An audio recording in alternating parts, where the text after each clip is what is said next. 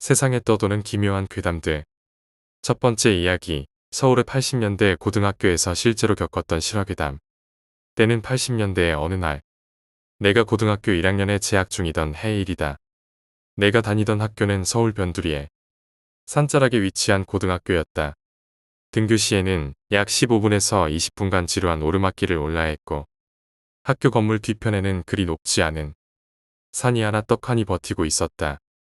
학교에서 운영하는 통학버스를 타고 다니면 오르막길을 생략하고 편하게 다닐 수 있었지만, 조금이라도 돈을 아껴 레코드판을 사야 했던 나는 남들보다 조금 더 일찍 일어나서 운동 삼아 그 길을 다녔고, 2달 정도 지나자 등굣길은 가벼운 운동거리도 안 되었다.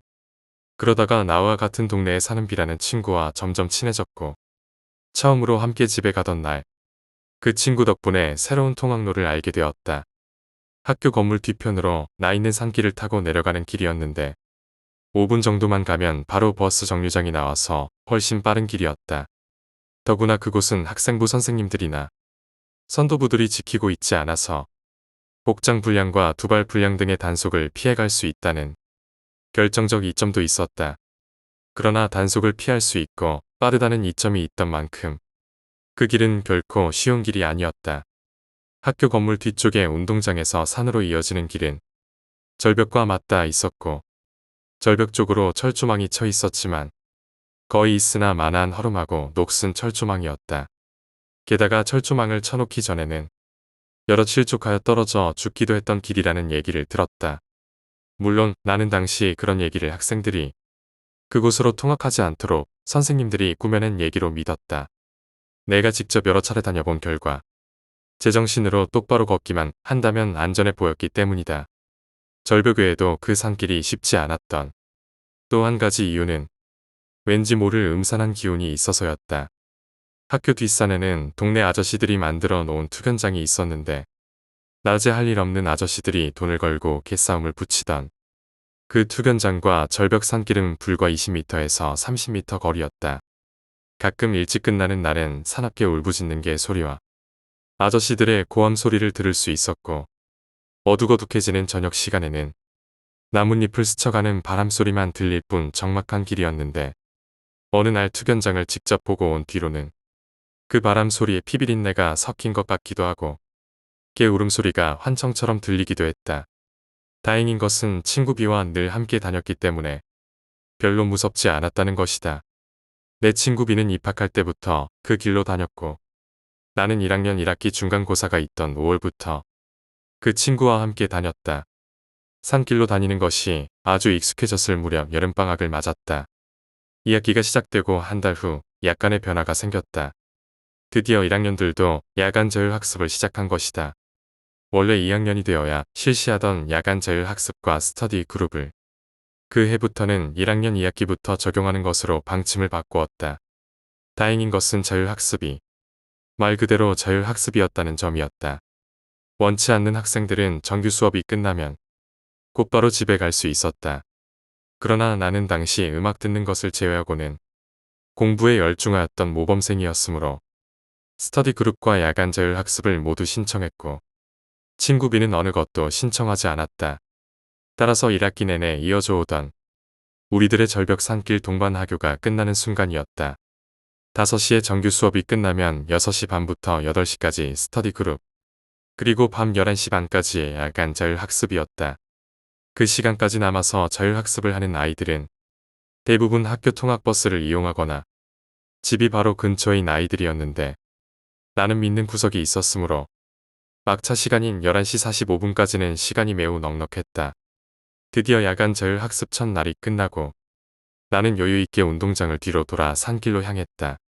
그러나 밤에 가는 산길을 너무 우습게 보았던가, 저녁에도 그 길을 이용하는 주민들이 있어서 철조망 군데군데 백열등을 켜놓은 게 있긴 했지만 불빛이 너무 위에 달려 있었고 길 아래가 잘 보이지 않아서 내려갈 엄두가 나지 않았다. 더구나 혼자 어두운 산길을 가자니 조금 무섭기도 했다. 그때까지의 나는 귀신 따위는 믿지 않는 철저한 유물론자였기에 귀신이 무서웠던 게 아니라 깡패들이나 이상한 사람을 만날까봐 무서웠다. 그렇게 고민하고 있는 사이 시간은 흘러갔고, 나는 버스를 놓칠까봐 마음이 조급해지기 시작했다. 눈 딱 감고, 아니, 눈 크게 뜨고 가는 거야. 이렇게 마음먹은 나는 첫 발을 내렸고 산길로 접어들었다. 다행히 예상했던 것보다는 길이 잘 보였다. 두 번째와 세 번째 백열등부터는 철조망 아래로 좀 더 낮게 달려 있어 길을 더욱 잘 비추고 있었다. 게다가 1학기와 2학기 초까지 몇 달 동안 다녔던 길이라서 비록 밤길이었지만 나무 풀이나 뾰족한 돌이 튀어나와 있는 부분도 잘 알고 있기에 익숙하게 내려가고 있었다. 가끔씩 바람 소리와 나뭇잎 소리만이 귓가를 스쳤다. 산길을 거의 다 내려왔을 무렵 나는 손목시계를 내려다 보았다. 옆에 버튼을 눌러 노란색 불이 켜지는 디지털 손목시계. 그때 시각은 11시 40분. 수십 년의 세월이 흘렀건만 아직도 그때의 시각을 정확히 기억한다. 이 정도면 거의 딱 맞게 막차를 탈 수 있겠군. 이러한 생각을 하며 고개를 들고 앞쪽을 보는 순간 나는 심장이 멎는 듯 그 자리에 얼음처럼 굳어버렸다. 진부한 표현이긴 하지만 실제로 그랬다. 내 앞쪽으로 약 10m 되는 거리에 조그만 여자아이 한 명이 서 있었다. 8살쯤 되어 보였고 백열등 불빛 뒤쪽에 있어서 얼굴은 보이지 않았지만 입고 있는 상의와 하의는 보였다. 그때는 9월 중순이 지나고 있을 무렵이었고 비록 밤이었지만 날씨는 여전히 더웠다. 그런데 그 여자아이는 밝은 분홍색 오버코트를 목까지 다 채운 채 입고 있었다. 나는 호흡을 가다듬고 여자아이의 뒤쪽을 보았다. 뒤에 따라오는 부모님이 계신가 해서였다. 시간은 밤 11시 40분. 이 산길을 여자아이가 혼자 지나가고 있다는 것은 생각할 수 없는 일이었다. 설령 부모님이 함께 있더라도 왜 늦은 밤 어린 아이를 데리고 이 험한 길을 간단 말인가. 내가 그 자리에 그대로 굳어서 꼼짝도 못하고 있을 때 그 여자아이는 점점 더 내 앞으로 다가왔다. 5m 정도 앞까지 다가왔을 때 나는 그 아이의 뒤에 아무도 없음을 알았다. 태어나서 처음으로 맛보는 극도의 공포로 인해 내 온몸의 털은 모두 곤두섰고 소리를 지르고 싶었으나 목 안에서는 끄끄거리는 소리만 날 뿐 아무 말도 나오지 않았다. 나는 그저 그곳에 서서 점점 더 그 여자아이가 가까이 오는 것을 속수무책으로 지켜보고만 있을 뿐이었다. 그 아이가 바로 내 앞까지 왔을 때 또렷하게 보이는 그 여자아이의 얼굴을 보고서 나는 눈을 감아버렸다. 전설의 고향에서나 보던 핏기 없는 얼굴에 뻣뻣한 긴 머리, 눈이 있어야 할 자리에 퀭하니 뭔가 다른 덩어리 같은 게 있었다. 반팔 교복을 입고 있던 내 오른쪽 팔꿈치를 스쳐가는 뻣뻣한 털 코트의 감촉을 느끼고서 나는 반사적으로 소리를 지르며 크게 앞으로 펄쩍 뛰었다. 그때 내 얼굴 앞으로 다가온 것은 철조망의 날카로운 부분. 나는 코와 뺨이 철조망에 긁혀 찢어지는 느낌을 느끼고 정신이 번쩍 들어 눈을 뜨고는 내가 가파른 절벽에 아슬아슬 쳐져 있는 철조망을 부둥켜 안고 있음을 알았다. 아직도 두 발에는 감각이 돌아오지 않아서 움직일 수가 없었고 나는 가까스로 고개를 돌려 그 여자아이가 지나간 방향을 보았다. 그런데 그곳에는 아무것도 없었다. 그저 컴컴한 산길이 누런 백열등 불빛을 반사하고 있을 뿐. 몇 초 되지 않는 찰나의 순간이었는데도 그 여자아이는 감쪽같이 그 길 위에서 사라져 버렸다. 나는 그 순간 온몸이 부서지는 한이 있어도 빨리 이 길을 벗어나야 한다는 생각밖에는 들지 않았다. 감각이 없던 두 발이 그때부터 움직여졌고 나는 뒤도 안 돌아보고 그 험한 산길을 뛰어내려갔다. 저 앞 산 아래 동네에 불빛이 보였고 이제 살았다는 안도감에서였을까. 쪽팔리지만 내 눈에는 알 수 없는 눈물이 흘러나왔다. 어쩌면 내가 그때까지 확고히 믿어왔던 세계 중 일부가 무너져 내린 것 때문이었을지도 모른다.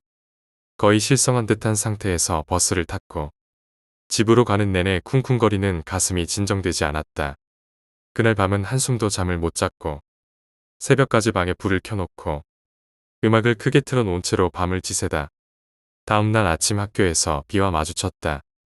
내 얼굴에는 반창고가 3개 붙어 있었고 비는 그 이유를 물었다. 나는 어젯밤에 겪었던 일을 사실대로 얘기해 주었다. 내 친구 비는 매우 순수하고 진실한 친구이다. 그는 내 말을 다 믿어주었다. 그 후 정신없이 일주일이 지나갔다. 나는 그 기간 동안 야간 자율학습을 마치고서 다른 아이들과 섞여 정문으로 내려갔다. 그리고는 숨이 턱에 차오를 만큼 전력 질주로 내리막길을 5분 안에 뛰어내려가 버스 막차를 탔다. 하지만 그날 밤에 내가 본 것을 떠올릴 때마다 무서워서 잠을 이룰 수가 없었다. 내가 일주일 동안 고생하는 것을 옆에서 지켜본 친구 B는 내게 야간 자율학습을 그만둘 것을 권했다. 그때의 나는 B만큼 순수하지 못해서 친구에게 결코 약해 보이기 싫은 마음에 오기를 부리고 야간 자율학습을 계속했다. 그러자 얼마 안 있어 결국 B가 야간 자율학습을 신청했다. 다시 B와 나의 동반 하교가 재개되었던 것이다. 그러나 당연히 그 산길로는 가지 않았다. B는 한동안 자율학습이 끝나고 정문에서 버스 정류장까지의 그 지루한 내리막길을 나와 같이 뛰어주었다. 2학기 중간고사가 끝나고 10월 말이 되었을 무렵 나는 어느 정도 그때의 충격에서 벗어났고 어느 날 야간 자율학습이 끝난 뒤 B와 함께 오랜만에 그 산길을 찾았다. 산길 입구에 다다르자 다시 한번 그날 밤의 충격적인 형상이 기억났지만 옆에 든든한 친구 B가 있었기에 겉으로는 아무렇지도 않은 듯 발걸음을 내디뎠다. B는 내가 심리적으로 불안한 나머지 실족할까봐 나를 산 쪽으로 세웠고 자기가 절벽 쪽으로 걸었다. 그 산길은 굉장히 좁아서 두 명이 나란히 서서 걸으면 남는 공간이 별로 없다. 우리 둘이 팔짱을 끼고 워낙 찰싹 붙어서 걸어갔기에 옆에서 보면 게이처럼 보였을 것이다. 다행히 그날 밤엔 아무 일도 일어나지 않았고 그 뒤로는 며칠에 한 번씩은 산길로 내려갔다. 그리고 2학년이 되고부터는 학교 통학버스를 타고 다녔으므로 산길을 이용하지 않게 되었다. 내가 그 산길에 대한 공포를 다시금 떠올리게 된 것은 졸업한 지 2년이 지난 겨울이었다. 정식 동창회는 아니고 고등학교 때 친했던 애들끼리 전화 연락을 주고받아 고등학교 교정에서 만났다. 졸업하고서 처음으로 찾은 학교였기에 여기저기 둘러보며 감회에 젖었다. 여기저기 달라진 곳들도 많이 눈에 띄었고 바로 옆에는 같은 재단의 종합대학교가 공사를 한참 진행 중이었다. 그 공사의 여파로 산의 절벽이 많이 깎여 있었고 산길로 내려가는 길은 막혀 있었다. 친구들과 학교 벤치에 앉아 이런저런 얘기를 주고받던 중 B와 내가 그 여자아이 귀신 얘기를 했더니 아이들은 코웃음을 치며 뻥치지 말라고 욕을 했다. 그런데 그중 한 놈만은 심각하게 받아들이면서 그게 진짜냐고 물었다. 그래서 뻥이든 진짜든 지금 와서는 별 상관없다고 말했더니 그 놈은 충격적인 얘기를 내게 들려주었다. 걔는 어렸을 때부터 학교 바로 앞에 살던 애였는데 자기가 고등학교 입학 전에 들었던 사건이 있다고 했다. 우리가 고등학교에 입학하기 2년 전쯤에 산 투견장 근처에 움막을 짓고 이상한 놈이 살았는데 그 미친 놈이 기르던 개가 엄청 사나워서 투견장에서 꽤 악명이 높았다고 한다. 그런데 어느 겨울날 산 밑에 살던 한 여자아이가 그 사나운 개에 놀라서 도망가다가 절벽 산길 낭떠러지로 떨어져 죽는 사건이 발생했다. 그 개와 여자아이가 동시에 실종이 되었는데 몇 시간 후 경찰 수색 결과 여자아이의 시신이 낭떠러지 아래쪽에서 발견되었고 시신은 무언가에 물어뜯겨 특히 얼굴 부위가 심하게 훼손되어 있었다고 한다. 아마도 그 여자아이가 떨어진 후에 미친 개가 그 아래로 내려가 시신을 훼손한 것 같다는 말을 듣고서 나는 온몸이 떨려왔다. 그 개 주인은 정신이 온전치 못하여 어떤 책임을 물을 수도 없었다고 한다. 전해들은 그 여자아이의 인상착의는 내가 그날 밤 보았던 바로 그 상태였다. 분홍색 코트에 갈색 골덴 바지. 그 사건 이후로 그 절벽길에는 처음부터 끝까지 철조망이 쳐지게 되었다. 나는 이 사건 이후로 귀신이라는 존재를 믿게 되었고 내가 알고 있는 알량한 지식의 잣대로 이 세상을 판단할 수만은 없다는 것을 배웠다. 그리고 이후 군대라는 곳에 가서 비슷한 경험을 한 차례 더 했고 그 이후로는 귀신을 직접 목격한 경험은 없었다. 두 번째 이야기, 강아지의 영. 강아지를 2번 키웠습니다. 하지만 개의 수명이란 게 본디 사람보다 짧기에 둘 다 주인인 저보다 먼저 세상을 떠났습니다. 첫째는 제가 어릴 적에 떠나서 잘 기억이 나지 않습니다만 둘째의 경우 초등학생 시절에 데려와서 대학교를 끝마칠 때까지 같이 살았고 떠나던 날에는 집 전체가 떠나갈 정도로 울었던 것으로 기억합니다. 이후 한동안 다시는 개를 안 키우기로 했습니다만 어느 날 유기견 보호소에서 뿌린 유기견 입양 전단지를 보고는 마음이 흔들렸습니다. 사진 속의 강아지가 둘째 강아지랑 같은 견종이었기 때문입니다. 우선 보호소에 연락을 해서 입양 의사가 있다는 걸 알리고 임시 보호자와 만나서 면접 날짜를 잡았습니다. 분명 주인이 될 자격이 있는지를 직접 알아보기 위한 의도였겠죠. 면접은 예상했던 것보다 훨씬 순조롭게 진행되어 금방 입양 절차를 밟게 됐습니다. 새 집에 들어온 강아지도 처음엔 풀 죽어 있던 게 금방 친해져서 여기저기 냄새를 맡으며 돌아다녔죠. 일주일 정도가 지났을까 임시 보호자한테서 강아지가 어떤지 볼 수 있겠냐고 연락이 왔습니다. 당연히 수락했고 오는 김에 그쪽 강아지들도 데려와서 놀 수 있게 하자고 했습니다. 집안을 뛰어다니며 장난치고 애교도 부리는 강아지들을 보며 이런저런 얘기를 하던 중 임시 보호자가 예전에 키우던 강아지가 어땠는지를 물어봤습니다. 장난을 잘 쳤다거나 먹는 걸 좋아했다 등 얘기를 하고 있었는데 혹시 전반적으로 털을 짧게 깎진 않았냐고 물어봤습니다. 조금은 놀랐습니다. 보통 해당 견종은 수염을 길게 길러 할아버지처럼 보이게 하는 게 일반적인데 전 털을 짧게 깎아서 날카롭게 보이는 편을 선호했거든요. 임시 보호자도 조금 놀란 표정을 짓더니 마저 말을 이어갔습니다. 면접 날짜를 잡은 날 꿈을 꿨는데 평소처럼 집에서 강아지들과 놀고 있었다고 했습니다. 그러다가 집에 문이 열리며 저를 닮은 사람이 들어왔는데 강아지를 두 데리고 있더라는 것이었습니다. 하나는 흰색의 덩치가 작은 견종으로 소파에 올라가 선 다른 개들이 노는 걸 조용히 보고만 있었고 다른 하나는 보호하던 강아지와 같은 견종인데 특이하게도 털을 짧게 깎았고 동료들과 신나게 놀더라는 것입니다. 그렇게 놀다가 절 닮은 사람이 일어서며 가자 라고 하는 순간 잠이 깼다는 겁니다. 이 부분에선 저도 놀랄 수밖에 없었습니다. 실제로 두 강아지의 몸집이나 색상, 하는 행동 등이 제가 예전에 키웠던 애들이랑 같은 데다가 특유의 악센트로 가자 라는 말은 제가 강아지를 데리고 산책 갈 때 늘상 하던 말이었거든요. 예나 지금이나 전 귀신이나 영의 존재를 믿진 않습니다만 지금 키우는 애가 이전에 강아지랑 비슷한 행동을 하면 왜인지 모르게 눈물이 날 때가 있습니다. 물론 그 다음엔 이 녀석이 달려와서 제 얼굴을 핥으며 장난을 칩니다. 분명 자기 선배한테 뭔가 들은 게 있어서겠죠. 세 번째 이야기, 스키장 괴담. 얼마 전까지 서울에서 유명한 토플 학원을 다니던 중 학원 내 스터디 멤버인 동생한테 들은 이야기입니다. 제가 무서운 이야기를 상당히 좋아하는지라 흥미있게 들었지만 듣고 나니 상당히 섬뜩하더군요. 때는 언제인지 잘 기억이 안 나는군요. 아무튼 길수이 이 녀석은 무주 리조트로 스키를 자주 타러 다닌다고 하더군요. 여느 때와 마찬가지로 그날도 아는 형들 2명이랑 해서 3명이서 차를 타고 무주로 향했답니다. 막 도착해서 짐을 풀고 형들이랑 야간 스키를 타러 가자고 상의를 하고 있던 찰나 옆방에서 여자 웃음소리가 들리더랍니다. 당연히 3명은 옆방의 여자들과 같이 스키를 타러 가자고 이야기를 하기로 합의를 봤답니다. 그래서 제일 나이가 어린 길수가 옆방에 가서 벨을 누르니 문이 열리면서 한 여자가 나오는데 상당한 미인이더랍니다.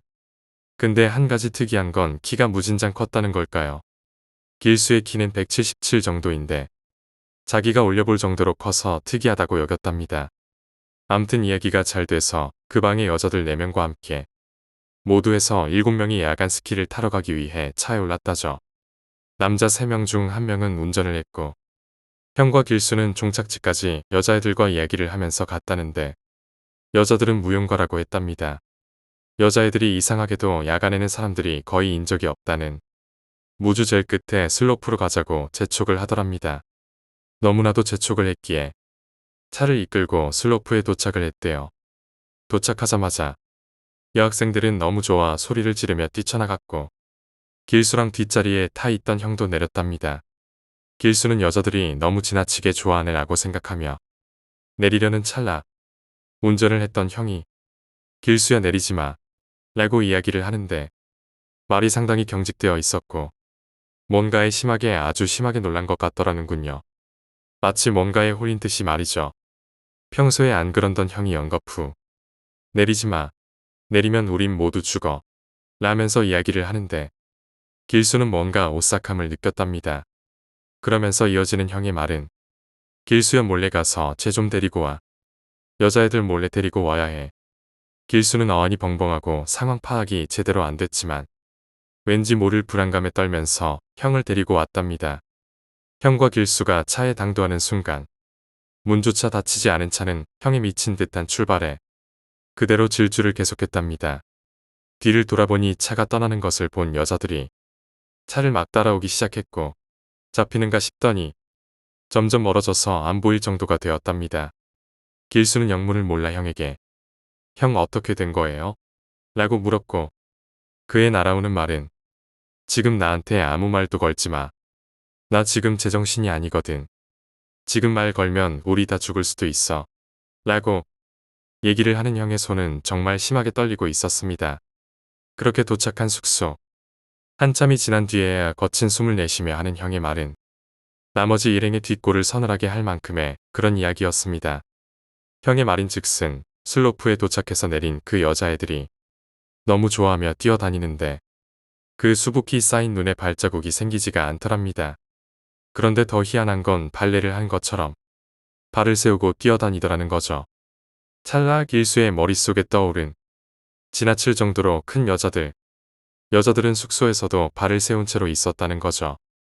숙소에 도착한 그들은 옆방 투숙자 명단을 확인해보자 했으나 너무 무서워서 할 수가 없었대요.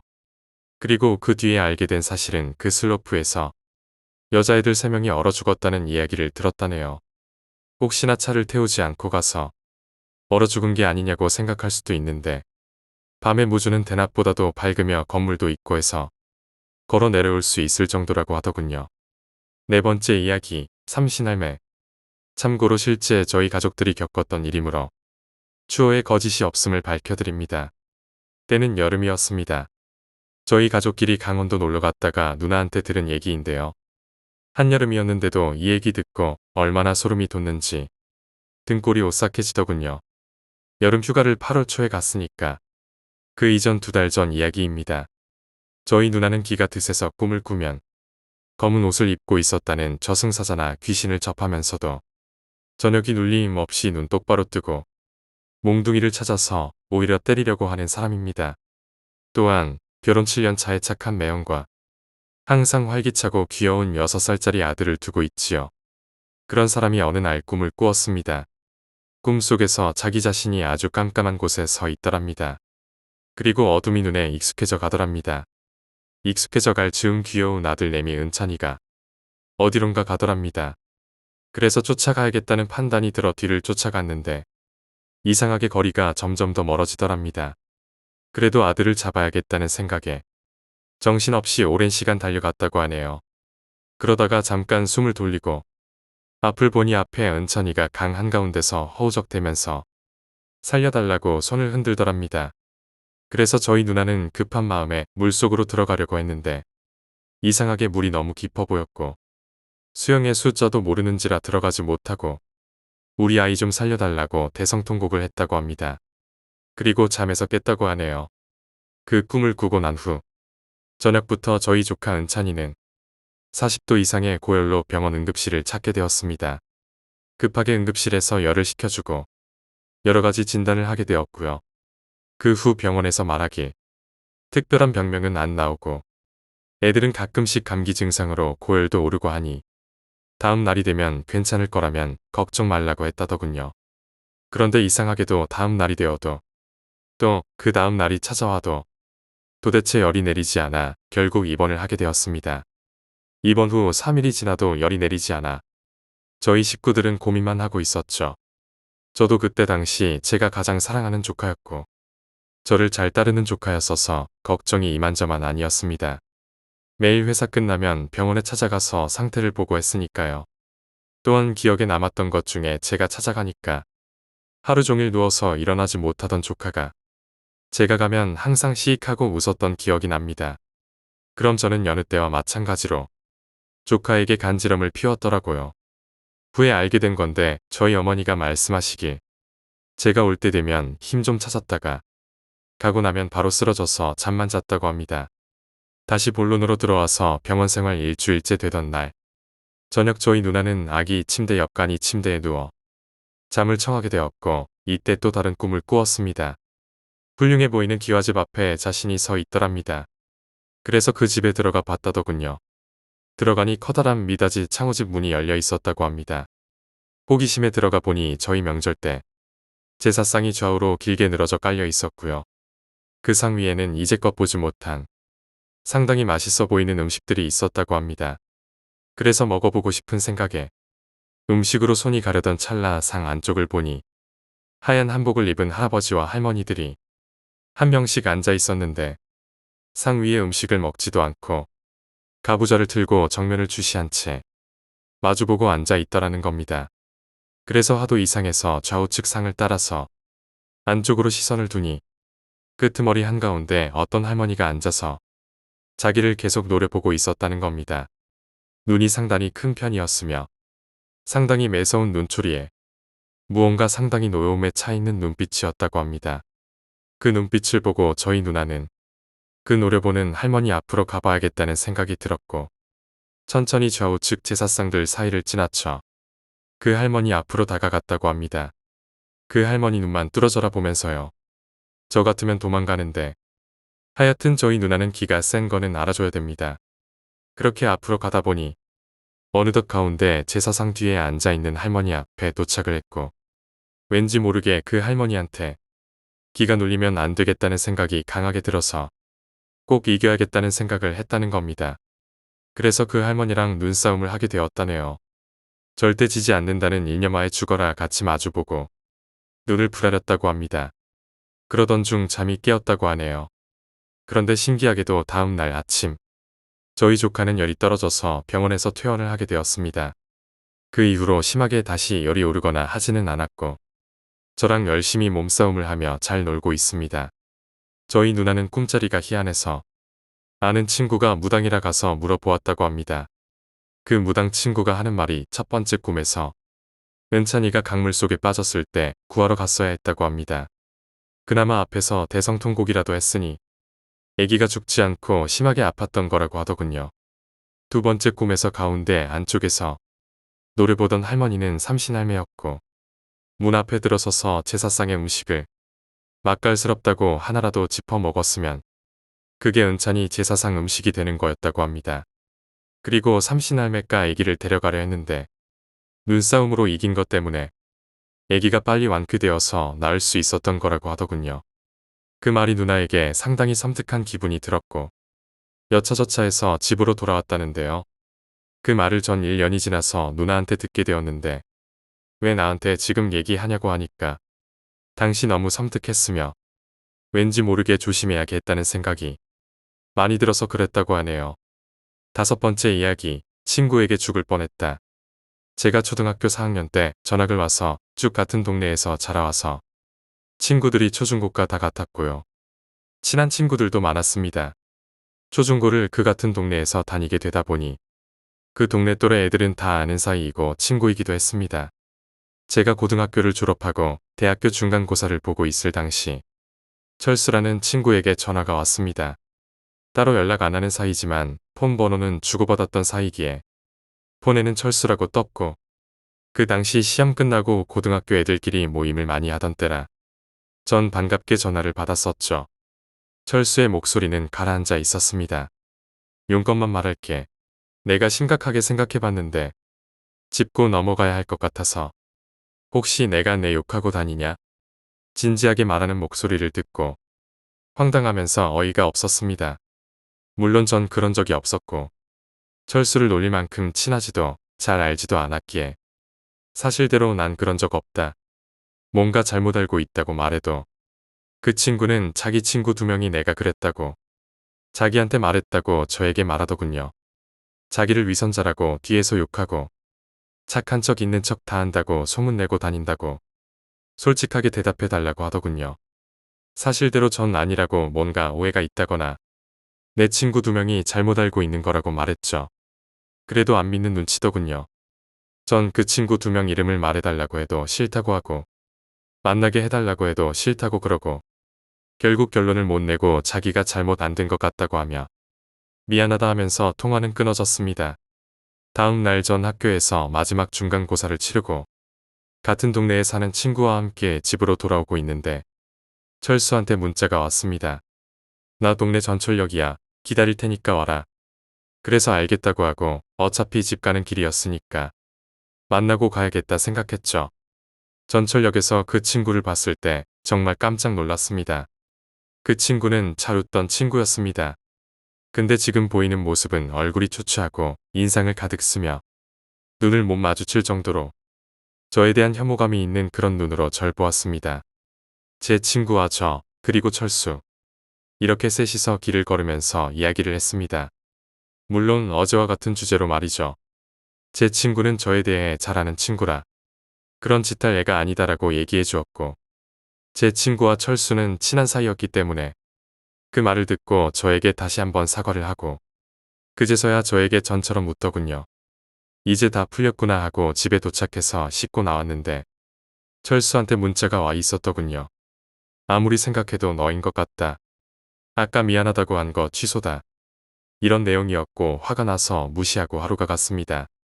철수는 저에 대해 혐오스러운 말을 하기도 하며 사실대로 말하라고 매일 전화가 왔고 한 번은 고등학교를 같이 다닌 친구들한테 다 물어봤답니다. 내가 자기 욕하고 다니냐고 말해달라고 하면서요. 물론 단 한 명도 욕하고 다닌다고 말한 친구는 없었습니다. 그 이야기를 듣고 몇몇 친구들이 뭔 일인지 싶어서 저에게도 전화가 왔었고 한동안 철수도 연락이 안 왔습니다. 그리고 이상하게 몸이 아파오고 학교도 못 갈 정도로 아팠습니다. 약 먹고 자고 있었는데 철수한테 전화가 왔습니다. 미안하다면서 만나자고 하더군요. 그래서 전 지금 내가 아파서 집에서 자고 있었다고 그러고 다음에 만나자 하고 끊었죠. 한동안 연락이 또 없어서 해결된 줄 알고 잘 지내겠지 하고 또 바쁘게 살고 있었습니다. 학교를 갔다 와서 집에서 컴퓨터를 하고 있는데 제 친구한테 전화가 오더군요. 철수가 지네 엄마를 죽였대. 라는 전화였습니다. 몇 번이나 되묻고 거짓말하지 말라고 말했었죠. 네이버 뉴스에도 떴으니까 보라고 하더군요. 네이버 뉴스에 찾아보니까 바로 나오더군요. 내용을 보고 정말 아무 생각 없이 몇 시간을 멍하게 있었네요. 17차례 흉기로 어머니를 살해했다는 내용이었습니다. 갑자기 그날이 떠올랐습니다. 그날 꼭 봐야겠다는 철수의 말과 집까지 찾아오겠다던 말. 등골에 식은 땀이 흐르고 한동안 모니터만 보고 있었습니다. 그날 밤에 수도 없이 전화가 오더군요. 친구들한테서 괜찮냐고 안부 전화 겸 어떻게 된 일이냐는 식의 전화였습니다. 전 아무것도 모른다고 말하며 끊고 이 소식을 알려준 친구에게 전화를 해서 이야기를 해보니 집에서 피를 흘리며 나오셨는데 철수가 따라 나와서 수차례 찔렀다고 하네요. 사람들이 다 보는 앞에서 말이죠. 그리고 철수가 한참 저한테 전화를 했을 때 철수 어머니께서 철수가 어디 가는지 다 쫓아다니시고 무슨 일이 일어날까봐 걱정하셨다고 하네요. 그리고 저뿐만 아니라 모르는 사람한테도 우리 친구라면서 스토커처럼 행동하기도 하며 꿈과 현실을 구분 못하고 상상 속의 인물을 만들어서 대화도 하고 그랬답니다. 철수는 정신병원으로 보내졌고 지금은 어떻게 지내는지 모르겠네요. 그 일이 있은 뒤 몇 개월은 우울증에 시달렸죠. 지금도 모르는 번호로 전화 오거나 현관벨 누르고 누구세요 해도 말 안 하면 상당히 무섭습니다. 6번째 이야기, 증조할머니의 방에는 고모님이 그린 무당도가 걸려 있었다. 유년기에 저는 헛것을 자주 보곤 했습니다. 몸이 약해 잔병에 자주 걸리기도 했고 코피도 자주 흘렸죠. 기가 약하니 헛것들이 보였을 것입니다. 열이 나서 누워있던 날 방 창문으로 흐릿한 형체가 미끄러지듯이 지나가는 것을 보고 엄마, 누가 스케이트 타고 지나갔어라고 말해서 소란이 일기도 했습니다. 창밖은 사람이 지나갈 곳이 없었거든요. 심하진 않았지만 종종 방을 돌아다닐 때 벽에서 팔이나 다리가 튀어나와서 저를 가로막아 깜짝 놀라고는 했습니다. 다시 보면 아무것도 없었고 당시엔 너무 어려서 대수롭지 않게 생각했던 것 같습니다. 무섭다고 생각해 본 적이 없거든요. 그냥 뭐였지 하고서는 금세 잊어먹고 놀기 바빴습니다. 그래서 어른들께 말씀드려 본 적은 없습니다. 이 사건이 있기 전까지는요. 당시 저희 집은 조부모님들을 모셨습니다. 증조할머니, 조부모님, 부모님, 누나와 나 이렇게 7가족이 살고 있었는데 저와 누나는 A방을 사용했고 부모님은 B방을 사용했습니다. 방 구조가 조금 특이합니다. 거실부터 B방, A방과 부엌까지 순서대로 연결되어 있는 구조였습니다. 부엌과 A방을 통하는 문은 사용하지 않았기 때문에 방 쪽에서 걸쇠로 걸어 놓았습니다. 부엌 밑에는 들어 올리는 문이 있습니다. 지하실로 통하는 입구였는데 장판으로 가려놓고 사용하지 않았습니다. 마지막으로 D방. 증조할머니가 지내시는 방이었고 다락방이 있었습니다. 초등학교 2학년 때 일이었습니다. 이때쯤에는 벽에서 나오는 게 팔을 넘어서 반신이 거의 나오곤 했습니다. 상체가 갑자기 튀어나오거나 하반신이 나오거나 혹은 좌측이든 우측이든 반신이 나오곤 했는데 역시 대수롭잖게 생각하고 넘어갔지요. 그래서 그것들 또한 저를 별로 의식하지 못했던 것인지도 모르겠습니다. 사건이 있던 날에 학교를 마치고 집에 왔는데 어머니께서 빨간 반바지를 입고 거실에 서 계셨습니다. 학교 다녀왔습니다. 저는 신발을 벗으며 인사를 드렸습니다. 그러자 어머니께서는 저를 한번 쳐다보시고는 B방으로 들어가시더군요. 저는 배고프다고 칭얼대며 어머니를 따라 방으로 들어갔습니다. 그런데 방에는 아무도 없었습니다. 저희 방에 가셨는가 싶어서 부모님 방에서 저희 방으로 거치는 문을 열었지만 역시 아무도 없었습니다. 부엌으로 통하는 문은 역시 안쪽에서 잠겨 있습니다. 방으로 들어간 어머니께서 감쪽같이 사라지신 겁니다. 어머니가 장난치시나 싶었던 어린 마음의 장롱을 열어서 옷을 뒤적여 보기도 하고 여기저기 찾아보다가 침대 밑을 보려고 몸을 숙이는 순간이었습니다. 너 지금 뭐하니? 뒤에서 어머니께서 말씀하시는 겁니다. 머리를 수건으로 말리면서 말씀하셨는데 검은 반바지를 입고 계시더군요. 엄마 어디 있었어? 라고 묻자 엄마 씻고 있었지. 언제 왔니? 라고 엄마가 답하기에 저는 말했습니다. 아까 엄마가 방으로 들어가는 거 봤는데 어떻게 화장실로 갔어? 그랬더니 어머니께선 놀라시며 방을 여기저기 살펴보셨습니다. 아마 도둑이나 이상한 사람이 들어왔다고 생각하신 거죠. 구석구석 뒤져봐도 누구 하나 나타나지는 않았고 어머니께서 물어보셨습니다. 진짜 누굴 봤다고? 아까 엄마 거실에 서 있다가 방으로 들어갔잖아. 얘가 무슨 소리를 하는 거야? 엄마는 아까부터 화장실에서 씻고 있었어. 어머니께서 하얗게 질려서 말씀하셨습니다. 저는 정작 아무런 생각이 없었죠. 귀신이라는 것에 대한 인식 자체를 못하는 나이였기 때문인 것도 있었지만 원래부터 헛것을 봐왔기 때문에 대수롭잖게 생각을 했던 것 같습니다. 어머니께서 재차 누구를 본 거냐고 여쭈셔서 그간의 일을 말씀드렸습니다. 그날 저녁에 가족회의가 열렸죠. 그리고는 저는 한동안 부적을 태운 물과 보약을 먹게 되었습니다. 그 뒤로는 유년기에 헛것을 보지 않았답니다. 그리고 이건 나중에 성인이 되어서 들은 얘기인데 가족회의를 하게 된 이유가 제가 헛것을 본 것 때문이기도 한데 그 일이 있기 얼마 전에 다른 일이 있었다고 합니다. 어머니가 마당에 빨래를 널고 계시고 저는 옆에서 놀고 있을 때였어요. 탁발스님께서 시주를 받으러 오신 겁니다. 그래서 어머니가 쌀을 가지러 간 사이 스님이 저를 유심히 보시더군요. 어머니가 돌아오시자 스님이 말씀하시길. 쌀은 됐습니다. 드릴 말씀이 있는데 아들을 절로 보내보시겠어요? 어머니는 황당해서 손사래를 치며 그럴 생각 없다고 노발대발 하셨고 스님이 문을 나서기 직전 그럼 교회라도 한번 보내보세요. 라고 하셨다고 합니다. 그리고 얼마 지나지 않아 어머니를 닮은 헛것을 보았던 것입니다. 그날 제가 본 사람은 누구였을까요? 왜 스님은 저를 절로 보내라고 하셨을까요? 침대 밑은 못 봤었지만 혹시 그 밑에 있었던 건 아닐까요? 그리고 또 다른 이야기가 있습니다. 제가 어렸을 적 살던 집은 마당에 할아버지와 아버지가 만드신 조그마한 연못이 있고 나무도 여러 그루가 심어져 있었습니다. 집 구조에 독특한 부분이 있었습니다. 부엌 식탁 옆에 장판으로 가려놓은 지하실로 내려가는 문이 그것입니다. 제 고모님이 당시에 미대를 다니고 있어서 소묘 연습용 석고상들을 가지고 계셨는데 그걸 전부 지하실에 보관해 놓으셨습니다. 집의 시원한 기운과 지하의 습기, 곰팡내와 어둑어둑한 조명을 합쳐 지하실에 있던 석고상들은 얼핏 보면 섬뜩하기도 했습니다. 하얀 석고상에 먼지가 내려앉아 누렇게 뜬 것이 사람 피부색과 비슷해서 으스스했을지도 모릅니다. 마당에서 놀다가 베란다 밑으로 나 있는 조그만 창문으로 지하를 볼 때면 더욱 오싹했습니다. 그런데 그것보다 더 오싹한 것은 증조할머니 방에 걸려있던 고모님께서 그린 커다란 무당도였습니다. 귀기 넘치는 보라색 배경의 칼과 방울을 들고 구슬하는 무당에 그림을 전신 사이즈로 그려 놓았었는데 마땅히 걸 곳이 없어서 증조할머니 방에 걸어 놓았던 것입니다. 증조할머니 방에는 다락방이 있었는데 거기서 노는 걸 즐겼던 저희 남매는 이따금 올라가서 전구 하나만 켜놓고 종일 놀고는 했습니다. 증조할머니께서는 치매를 앓고 계셨습니다. 치매 환자들이 보통 그렇듯이 했던 말을 또 하고 그걸 반복을 하셨습니다. 가족들 얼굴을 잊은 것은 당연지사였죠. 특히나 이상한 행동을 자주 하셨는데 저희 남매가 다락에서 놀다가 금방 나와서 문이 열려 있을 때면 다락방 쪽을 보시며 저리 가라고 말씀하시고는 했습니다. 저는 저희를 보고 하는 말이라고 생각해서 할머니 저희 나왔어요.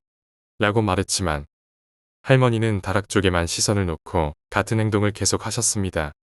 다락방 문을 닫아드리면 그제서야 그만하시곤 했죠. 어른들께 그 얘기를 해드렸더니 그때부터 다락 출입을 금지하셨습니다.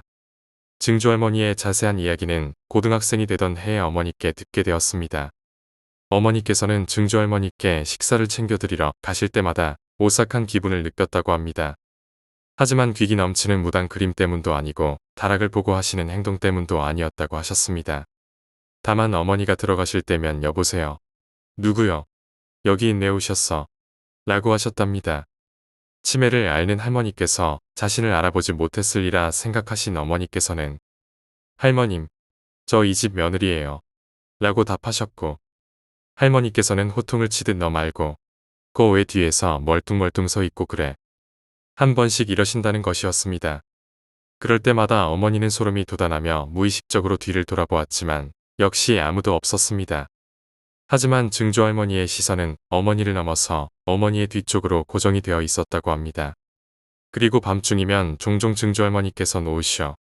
아직 멀었잖여. 하는 말소리도 들렸다고 합니다. 증조할머니의 이야기에서 기가 차는 것은 이게 전부가 아니었습니다. 치매를 앓고 계시긴 했지만 꽤 오랫동안 정정하게 장수하셨고 덕분에 식사도 꽤 오래 챙겨드렸었죠. 그런데 어머니께서 식사를 챙겨드리러 갈 때 할머니께서 말하는 사람이 한 명보다는 더 많아졌다는 것을 알 수 있었다고 합니다. 어머니의 뒤를 쳐다보며 고함치듯 말씀하시던 할머니의 말씀이 네 뒤에 있는 사람에서 사람들로 대상이 바뀐 것이었습니다. 그때의 오싹한 기억을 떠올리시며 어머니는 몸서리를 치셨습니다. 요약하자면 어린 시절 저는 몸이 약해 종종 헛것을 보곤 했으며 집에는 조부모님과 증조할머니 등 대가족이 함께 살았습니다. 어느 날 어머니를 본 것 같았지만 실제로는 어머니가 아니었고 이 사건을 계기로 가족회의가 열렸으며 이후 저는 부적을 태운 물과 보약을 먹게 되었습니다. 증조할머니 방에서는 무당의 그림이 걸려 있었고 증조할머니는 치매가 있었지만 때때로 어머니 뒤에 보이지 않는 누군가에게 말을 거는 등의 이상한 행동을 보였습니다. 7번째 이야기, 기괴한 아저씨들. 당시 고등학교 1학년이었던 저는 지방으로 이사를 갔던 친구와 오랜만에 연락이 닿았습니다. 그리운 마음에 친구 집에 놀러 갔다가 하룻밤을 자고 오게 되었죠. 잠자리에 들었다가 화장실에 가고 싶어져 일어났는데 아무래도 남의 집이다 보니 화장실을 바로 찾지 못하고 헤맸습니다. 그러다 부엌 쪽으로 갔는데 누군가 2명의 사람이 있는 것이 보였습니다.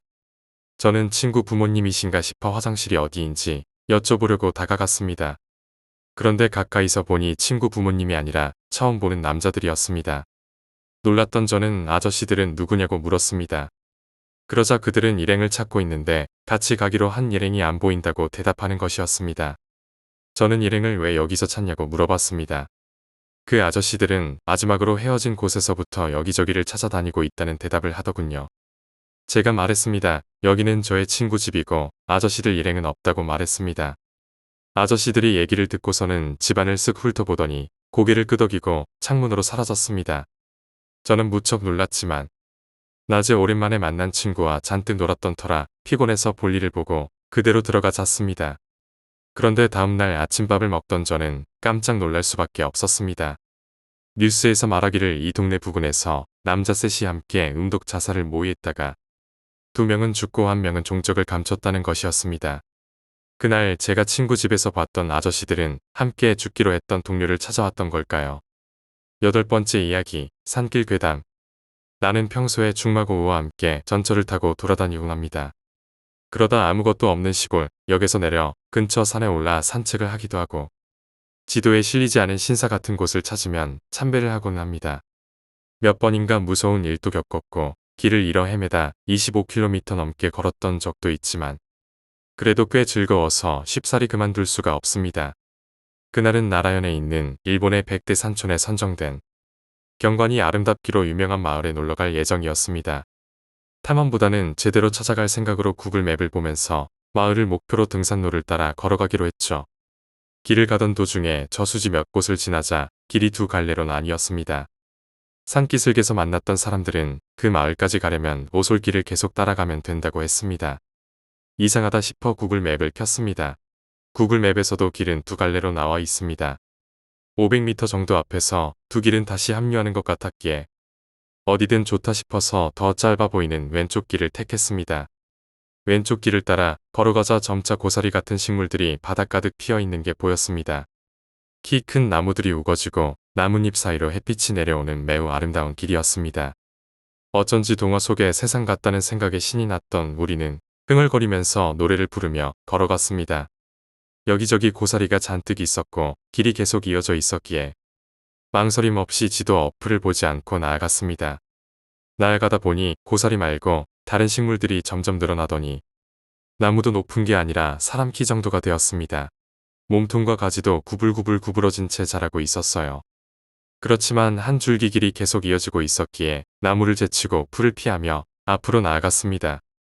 그러나 길은 더욱 험해져서 힘들게 헤쳐나가지 않으면 안 될 정도가 되어가더니 마침내는 절벽 같은 사면을 올라야만 했습니다. 이쯤 되니 좀 위험한 거 아닌가 싶어 멈춰서서 뒤를 돌아봤습니다. 그런데 계속 외길이라고 믿고 걸어오던 길이 사라지고 지금까지 도대체 어떻게 걸어온 것인지도 도무지 모를 지경이 되어 있었습니다. 그래도 우리는 나름대로 침착하게 이것은 결코 오컬트적인 게 아니라 외길으로 보였던 게 실은 뇌가 멋대로 걷기 쉬운 길로 인식해서 착각한 거라고 분석했습니다. 조난당하는 사람들은 다들 이런 느낌으로 길을 잃는 건가 위험한 거 아니냐는 얘기를 하면서도 어쩐지 돌아가고 싶지는 않다는 기분이 강했습니다. 길이 조금 험해지면서부터는 힘들게 나왔으니만큼 그 길을 다시 돌아가기 싫었으니까요. 이것도 감정을 조작당했다거나 딱히 비과학적인 이유에서 그런 건 아니었습니다. 우리는 낙관적인 마음으로 이대로 나아가기로 했습니다. 바보같이 어째서 그랬을까 그대로 돌아갔어야만 했다고 지금 와서는 후회하고 있습니다. 그리하여 사면을 오르기 시작했는데 생각했던 것보다 훨씬 경사가 가파라서 거의 나무에 매달리듯이 기어 올라가야만 했습니다. 도저히 안 되겠다 싶어 돌아가려던 무렵 벼랑 위에 하얀 가드레일이 보였습니다. 그래서 다시 마음을 다잡고 벼랑 위까지 올라갔습니다. 그런데 아래에서 보이던 가드레일 같은 건 전혀 없었습니다. 딱히 잘못 봤다고 할 만한 것도 없었기에 도대체 왜 가드레일이 보였던 걸까 하는 기묘한 기분에 사로잡혔습니다.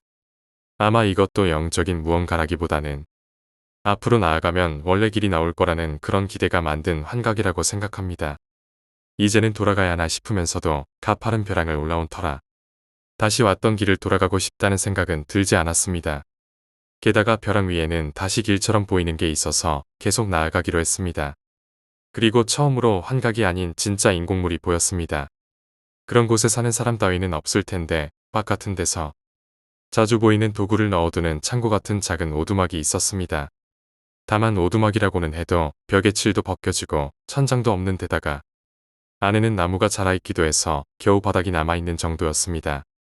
그래도 그 남은 바닥에는 브라운관 텔레비전 같은 것도 있고 사람이 살았구나 하는 분위기는 남아 있었습니다. 어쩌면 우리가 올라온 길은 과거의 마을로 이어지던 길이고 오두막은 휴게소 같은 것이었는지도 모릅니다.